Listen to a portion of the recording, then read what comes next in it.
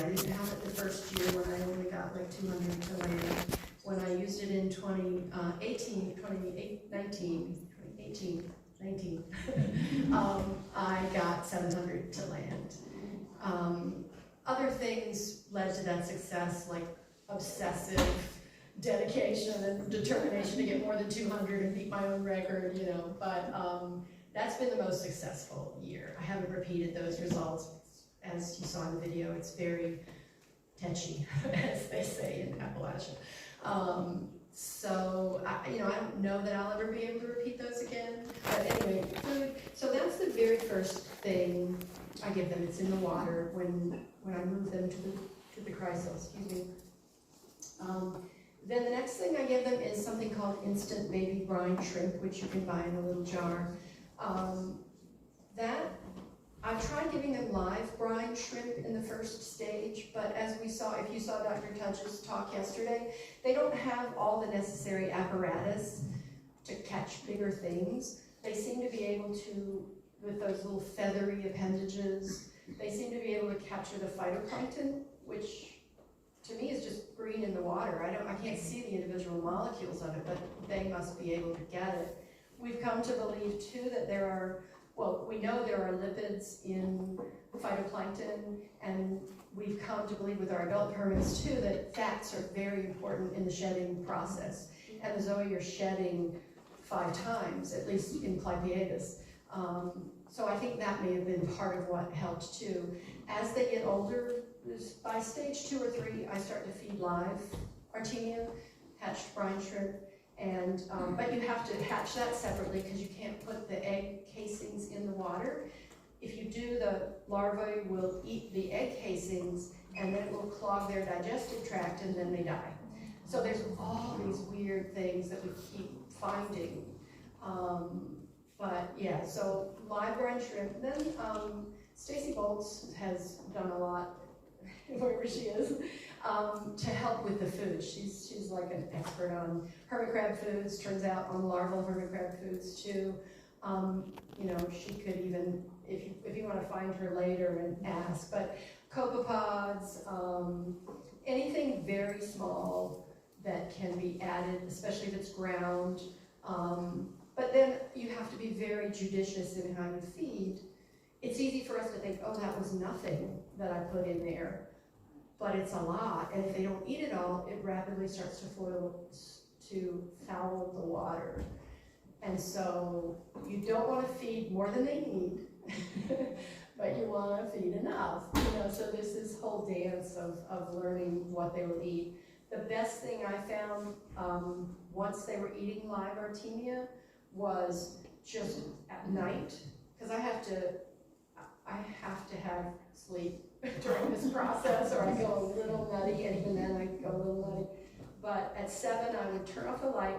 I would put a ton of Nanochloropsis in there and a ton of newly hatched brine shrimp. So overnight, they could be eating. The brine shrimp are alive, and they're newly hatched, so they're not pooping yet, so they're not adding to the bioload.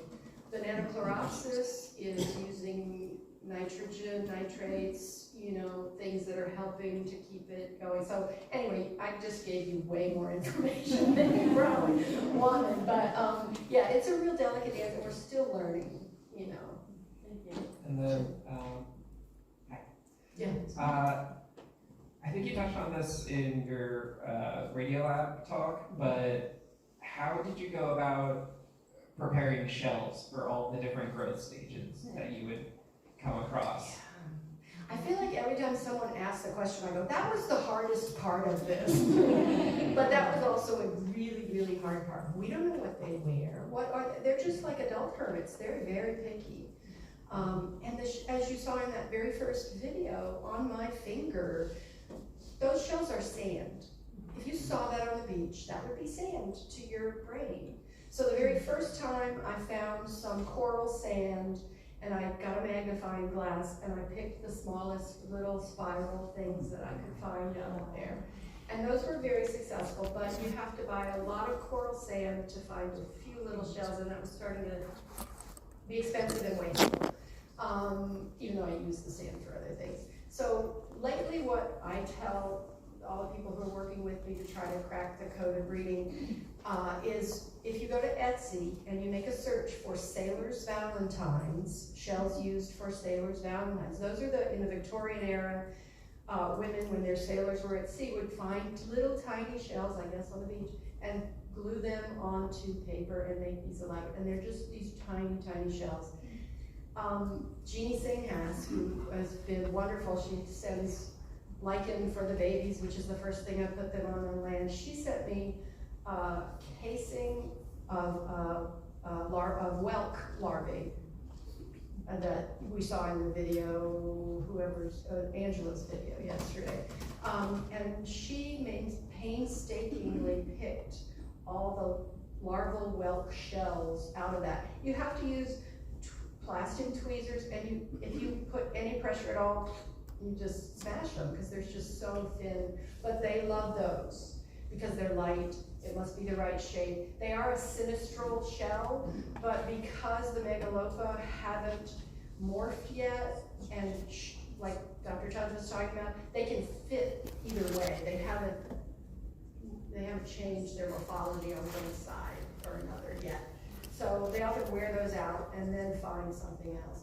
But another hard part of that is you have to then find those shells when they're done with them, save them for the next time, wash the baby clothes, so the shell, and it just, it took me forever to have the right amount of pressure to move and transport them and not crush them. And then when you have a baby in it and you're doing that, it's even more nerve-wracking because you don't want to crush them. And I never did, fortunately, but I always was sure I was gonna. And the shells disintegrate in hot water. Yeah, I didn't ever boil them, but yeah, they will, or anything that's even slightly acidic because the calcium layer is so thin, the calcite or whatever it is. Colton Roth, who's joining us virtually, wants to know how many crabs normally reach adulthood for every female crab that gives birth to them. It's a great question. We don't know. They're not studied from birth because this whole process is taking place in the ocean, right? In my care, as I said, it's on a good event, it's 1%. If I understood the question right.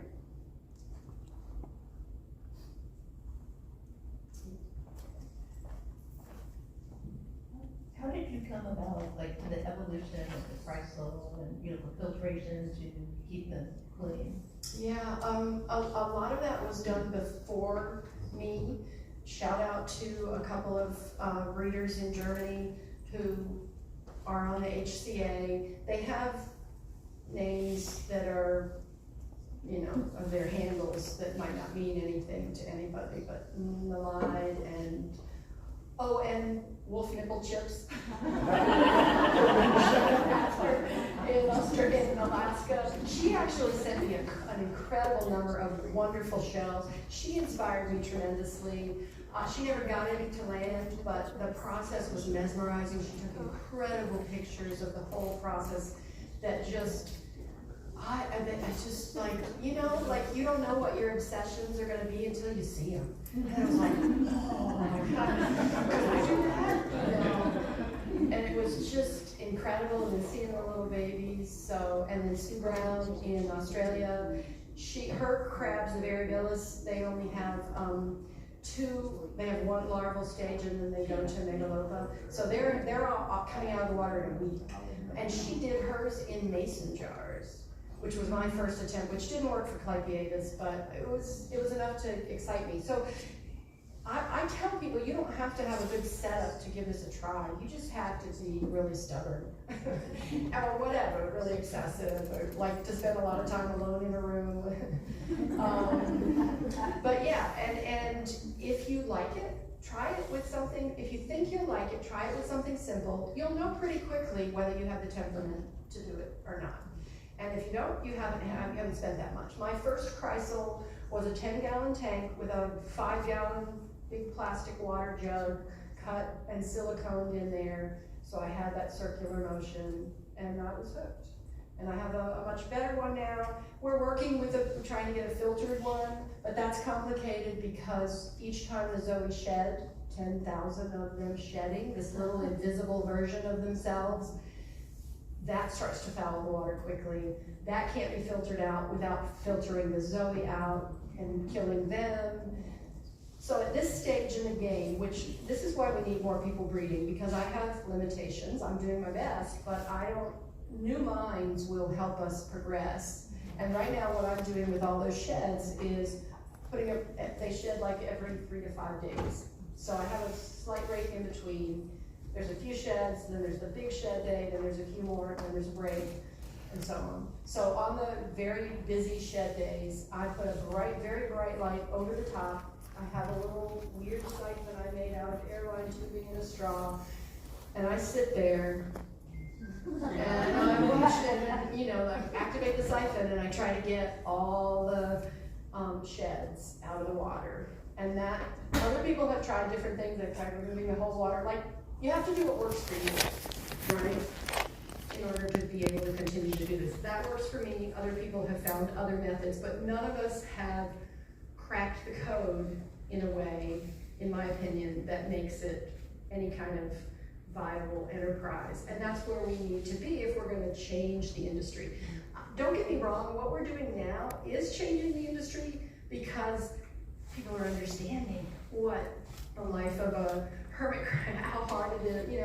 I think it's making them value them more because they see from day one what it entails, even in the wild. So I do think we're making a difference, and Hermit House is working really hard to make that difference exponential as we go, as each person comes on board and starts helping with the process. Okay, we have another question from Christine Drown virtually. She says, "Hi Mary, I'm curious after listening to your talk of ethics in relation to hermit crab captive breeding, how has this transferred to how you view sentience with other living beings?" I don't think it's changed that much. I think I'm one of those people that has always felt that animals have souls. So this was, my look into it was just trying to prove my point, really. Just try to make the case for it. That's why I made that in the title, right? Like I sort of already felt that, but I wanted to see if I could put into words how I got there, how others might get there too. So I think Jeff had a question back. Jeff's a fellow breeder. He gave it a shot last year. Hi, Mary. My question, kind of like a 2, maybe 3-parter, is for so long people have said it can't be done, you can't do it in captivity. The first time that you saw your crabs have eggs and lay them, was it the first time that you actually attempted to do it? And if not, what was the difference that made you say, I'm going to try? What was that motivation for you? It was the first time. For whatever reason, good or bad, I'm one of those people when you tell me something can't be done, I'm like, we'll give it a try. That's your position. Let me try. And that gets me into problems sometimes. But in this case, I think it benefited the herd crabs in our larger community and everything. So what was the second part of it? Of the question? Oh, I answered it because I didn't have to. Yeah. So I'm really stubborn. I'm really, I like being by myself. I don't have, this is really hard for me. But put me alone in a room, right, with a pipette and, I can do that forever as long as my neck and back and everything hold out. So I just have the right temperament for it, and I just leaned in, right? The crabs did their part, and I wanted to honor the fact that they trusted me with their eggs, right? Let's see if I can get your babies to land. Let's see if we can change the industry. Let's see if we can get people to value hermit crab lives. Let's just see. And be honest, receive it. All right, we have another virtual question from Christine Sandberg. She says, Mary, how does it feel standing where you are today when you think about the last time you stood up on the crab pond stage and talked about captive breeding? I'm someone who tends to look forward and forget to look back, so thank you, Christine. It feels good. It feels really good. I need to, we've come a long way.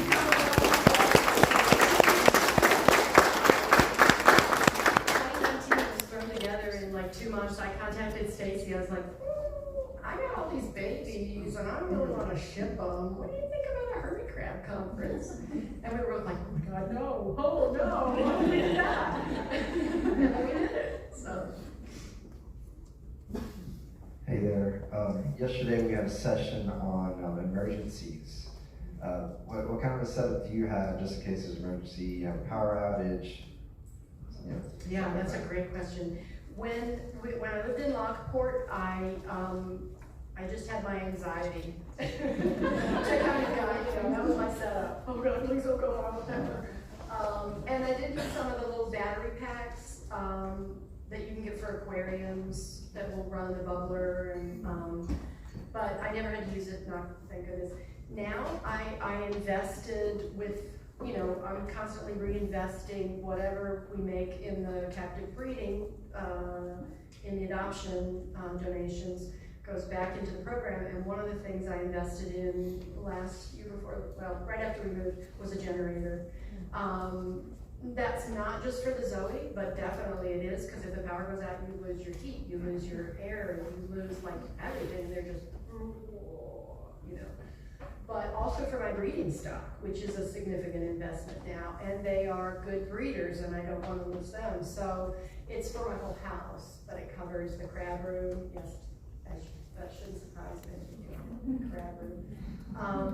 And then I do most of the breeding in the garage, which isn't ideal, but I have a very small house I'm making do with.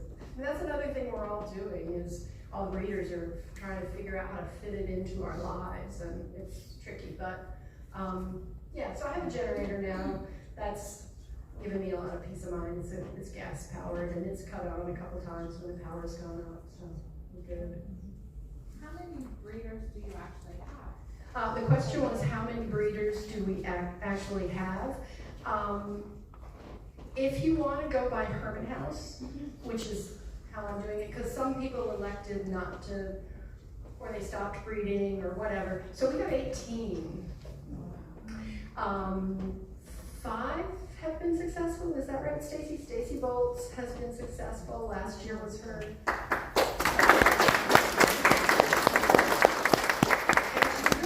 Deserve that applause, because she worked for years to get there, like continuing to improve methods, continuing to try new foods. She sent me a whole bunch of foods last year that were great.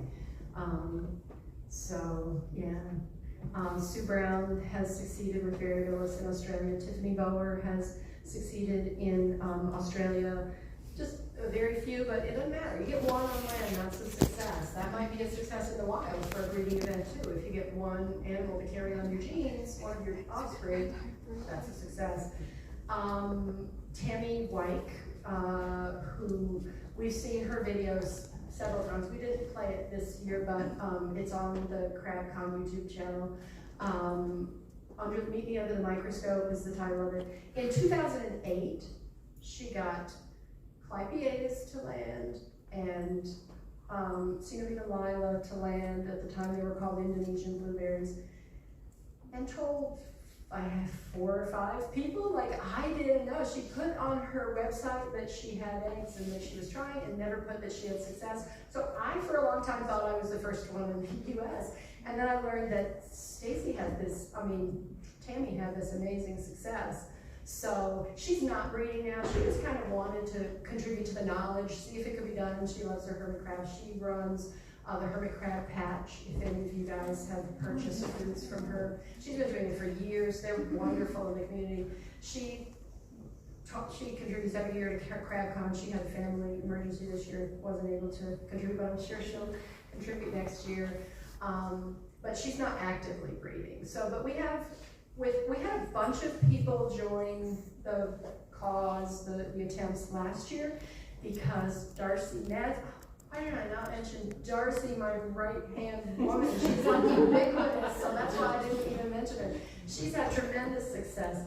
She, in 2021, got a bunch of clypeatus to land all by herself. She'd been working with her 2 daughters. She had to go back to school. Her crabs threw another batch of eggs in the water after they'd had heartbreaking losses and unsuccessful attempts.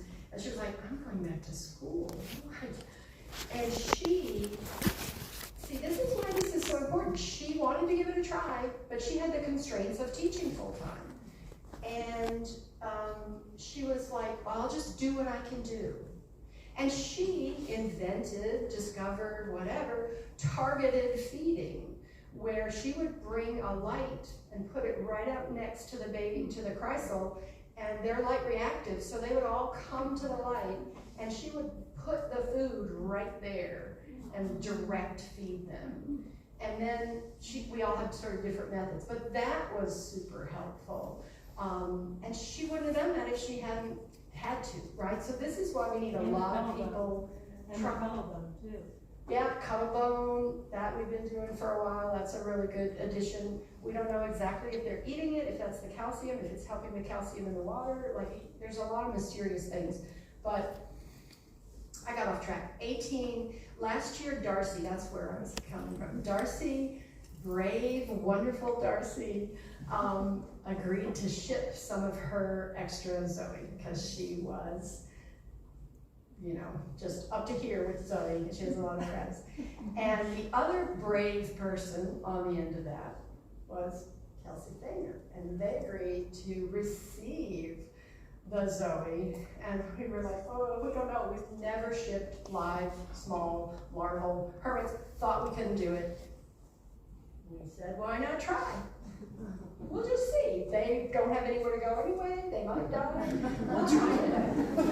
It was amazing. Was it not amazing? They all survived. Well, there was a lot of thought that went into that. I shipped them overnight. Well, I counseled with Darcy. Then I subsequently shipped a whole bunch, so that's why I said I. But Darcy did it first. She shipped them overnight. We increased the salinity slightly so they would be more buoyant. We put a whole bunch of nanochloropsis in there, like 3 times what they would normally have, so they'd have something to eat, so they'd have more oxygen. We aerated the water very well before we closed up the bag, but we used like fish shipping bags and sealed it up, put them in, sent them overnight. I have since sent to, I can't even remember how many people last year, 5, 6 more people who tried. All their attempts were unsuccessful, but almost everyone fails the first year. I just tell people, if you're gonna try, just plan to fail. You know, see if you're good at it, see if you like it, see if you wanna do it. But yeah, so those things are what really helped us. I think those things made a difference. Higher salinity, more nanochloropsis. Yeah, we didn't add heat packs, we didn't add bubblers. We thought about that and we were like, this is so hard. Let's try the simplest thing first and see how it goes. And it went. So. One of the bags that I got had even tipped and started deflating a little bit, and even using that one, like we were all kind of freaking out. Like, how will they go gather here all night? And even that bag was perfectly fine. Like, we were astonished by how sturdy they were in this whole process. Yeah. The thing we did try to manage was shed days. So sometimes they would be spawned on a Friday, and you can't ship overnight on a Friday. So we had to wait till Monday. And then if a shed day was coming on Monday, we were like, well, we'll just wait one more day, get them through the shed day, ship them when we know they won't be shedding to foul the water. It's, the calculations are kind of ridiculous in mine. Well, but you know, if you like that kind of thing, join us.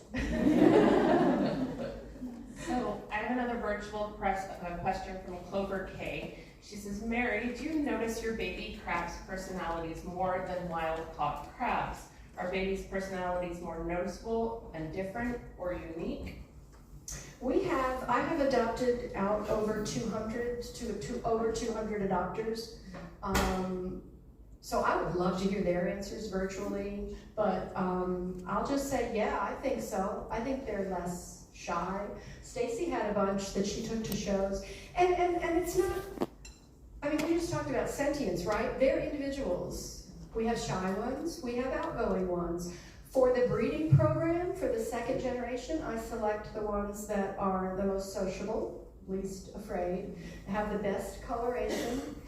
And I debated on this, but slower growth habits. They don't seem to be any less healthy when they grow more slowly, and I think that makes them more desirable to the adopters to have babies longer. So those three characteristics are what I select for in the second generation. I have recently shipped, I think it was 5 of my 2018 babies selected specifically for those to Josh's Frogs, and they are behind the effort, and they have an aquarist on staff who is now going to try captive breeding with the support of a huge company behind them, not in his garage, you know. So this is really awesome, and there are captive bred babies hand selected to pass on those genes. So Stacy Bolts has donated some of hers, Darcy Madsen. So we have a little more genetic diversity because all of my crabs have the same crab daddy. He's a stud. So we're trying to, Kermit, he's really, really a hot crab, I must say. If I was a female crab, yeah. So yeah, we're trying to keep all these things in mind. Like I said, I specialize in long-range projects. Yeah, Dr. Tudge has a question. Let's hear what he wants to know. Back to you. Speaking of studs, all captive breeding programs all over the world for all animals keep stud books and keep track of this sort of thing because genetics is really important, especially for endangered and vulnerable species and things like that. So I encourage you to make sure that you keep track of all of this information, because if you're using the same stud, that's not good in the long term. Yeah. And so you need to make sure that you've got a variety of studs and that you're spreading it around. Now, it may not be a problem going forward, but keep that in mind. Yeah. All zoos, all breeding programs have international stud books for all of their animals, so that you don't end up siring offspring from the same individual all over the world. Because genetic diversity is critical to survival of species. So yeah, this is why we need more people breeding. Yeah. True. Yeah. Stacy, did you have a question? Oh, okay. Yeah, I mean, I can stop at any time. I really can.